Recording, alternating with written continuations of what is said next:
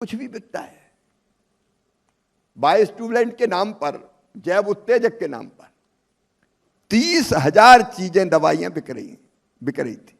30,000 दवाइयां। अब किसान को पता ही नहीं कि इनका फायदा है कि नहीं। डीलर ने कहा कि ये डाल लो, ले जाओ, फसल बहुत बढ़िया हो जाएगी। और कई बार ये भी कह दिया कि 1 बोरी 2 बोरी डीएपी चाहिए तो ये 2 बोतल ये ले जाओ। किसान ले गया, फायदा हुआ कि नहीं? कई जगह पेस्टिसाइड डालने से फसल और खराब हो गई, क्योंकि वो पेस्टिसाइड घटिया था। किसान तबाह और बर्बाद हो गया। लाइफ में देखने का क्या मतलब है?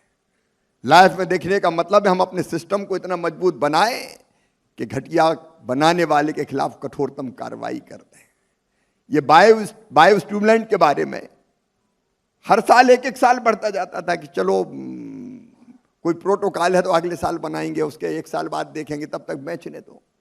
इस बार स्ट्रिक्टली हमने तय किया कि किसी भी हालत में आईसीआर के कोई संस्थान हो या एग्रीकल्चर यूनिवर्सिटी, जब तक 3 जगह डाल के देख के ये सिद्ध नहीं हो जाता कि इससे किसानों को कोई फायदा है, तब तक वो उत्पाद हम बेचने नहीं देंगे, उसको अधिकृत मानेंगे ही नहीं, वो अवैध हो जाएगा।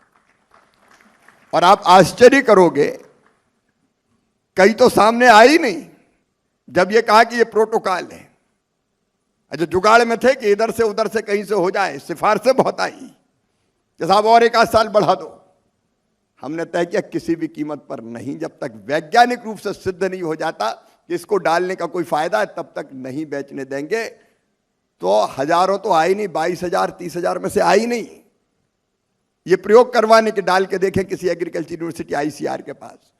और जो 8,000 आए उसमें से भी अब तक जो जांच हुई 642 के आसपास ऐसे पाए गए जिनको डालने से फायदा है। अब ये कौन का काम है बताइए?